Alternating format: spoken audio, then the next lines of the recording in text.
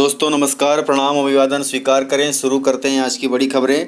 मध्य प्रदेश में 21 सितंबर से खुलेंगे स्कूल, वहीं ग्रामीणों को मिलेगा अब उनके मकान का मालिकाना हक। इसके लिए कार्रवाई शुरू हो गई है और फसल सर्वे का केंद्रीय दल ने दिया है जवाब। देखते हैं सभी खबरें विस्तार से। मध्य प्रदेश में 21 सितंबर से खुलेंगे स्कूल, गाइडलाइन जारी कर दी गई है। कोरोना संकट के चलते प्रदेश भर के स्कूल लंबे समय से बंद हैं। छात्र अपने घरों में रहने पर मजबूर हैं, लेकिन एक बार फिर छात्र अपने स्कूल जा सकेंगे। केंद्र सरकार द्वारा 21 सितंबर से 9वीं क्लास से 12वीं क्लास के छात्रों के लिए स्कूल खोले जाने संबंधी दिशा निर्देश जारी करने के बाद अब मध्य प्रदेश में भी स्कूल शिक्षा विभाग द्वारा आदेश जारी कर दिए गए हैं। इसके साथ ही गाइडलाइन भी जारी की गई है। एसओपी के अनुसार स्वैच्छिक आधार पर कक्षा 9वीं से 12वीं के विद्यार्थी के लिए 21 सितंबर से स्कूल खोले जाने की अनुमति दी गई है। स्टूडेंट अपने शिक्षकों से मार्गदर्शन ले सकते हैं, लेकिन ये उनकी स्वेच्छा पर है, यानी अगर वे जाना चाहते हैं तभी जाएं, उन पर स्कूल जाने का कोई दबाव नहीं रहेगा। इसके लिए अभिभावकों की लिखित अनुमति जरूरी होगी। कोरोना से बचने के लिए सामान्य बचाव के उपाय अपनाने होंगे, जैसे कम से कम 6 फीट की शारीरिक दूरी का पालन करना होगा। फेस कवर मास्क का उपयोग अनिवार्य है। हाथ गंदे ना दिखाई दे तब भी साबुन से बार बार हाथों को कम से कम 40 से 60 सेकंड के लिए धोना होगा। इसके लिए यदि संभव हो तो अल्कोहल आधारित हैंड सैनिटाइजर का उपयोग कम से कम 20 सेकंड के लिए किया जा सकता है। खाली समय में छात्र इकट्ठे न हो। यदि कोई छात्र, शिक्षक या कर्मचारी बीमार हैं तो स्कूल न जाएं। केवल कंटेनमेंट जोन के बाहर के स्कूलों को खोलने की अनुमति होगी।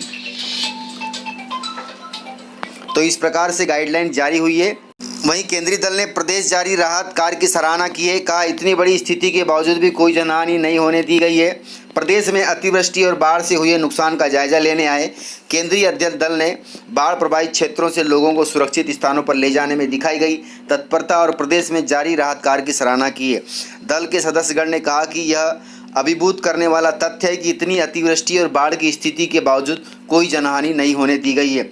फसलों, मकानों, पशुधन का नुकसान हुआ है, पर बाढ़ प्रभावित क्षेत्रों में लोगों का यह विश्वास है कि उनको हुए नुकसान की भरपाई होगी और राज्य सरकार जल्द से जल्द व्यवस्थाओं को दोबारा स्थापित करेगी। अच्छी बात है। दल ने जिला स्तर पर बाढ़ राहत प्रबंधन की प्रशंसा की है। केंद्रीय अध्ययन दल ने अतिवृष्टि और बाढ़ से सर्वाधिक प्रभावित जिले रायसेन, सीहोर, होशंगाबाद, हरदा, देवास के भ्रमण के बाद मंत्रालय में मुख्य सचिव इकबाल सिंह बैस के साथ हुई बैठक में यह विचार व्यक्त किया। मुख्य सचिव इकबाल सिंह बैस ने कीट व्याधि से हुए फसलों के नुकसान के आकलन के लिए पृथक से केंद्रीय दल को अतिशीघ्र प्रदेश के दौरे पर भेजने का अनुरोध किया। उन्होंने कहा कि इससे दल प्रभावित फसलों का प्रत्यक्ष अवलोकन कर सकेगा, जिससे केंद्र शासन को नुकसान के व्यावहारिक आकलन और राहत के उपयुक्त निर्धारण में सहयोग मिलेगा। तो अच्छी बात है। कीट व्याधि और बाढ़ से जो प्रभावित हुई है फसलें, मकान, सड़कें, पुल, इन सभी के लिए राहत राशि का इंतजाम केंद्र सरकार करेगी और इसके लिए पुनः डबल से और सर्वे दल आएगा ताकि ज़्यादा से ज़्यादा राहत मिल सके।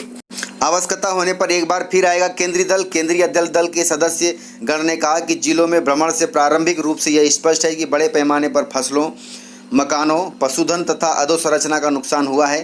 खेतों में पानी भरने से सोयाबीन के साथ साथ धान की फसल खराब हुई है। अतिवृष्टि और बाढ़ से नुकसान के अलावा कीट व्याधि ने फसलों को आर्थिक नुकसान पहुंचाया है। इसके पृथक से आकलन की आवश्यकता है और होने पर एक बार फिर केंद्रीय दल प्रदेश भ्रमण पर आएगा। वहीं अगली जानकारी, ग्रामीणों को मिलेगा अपने घर का मालिकाना हक। इसके पहले खबर आई थी कि इस पर काम चल रहा है। जिसके मकान जहां पर भी बने हैं उनका कोई पावती पट्टा नहीं है, अब उनको सरकार पावती पट्टा देगी ताकि वे उनके मालिक हो सके।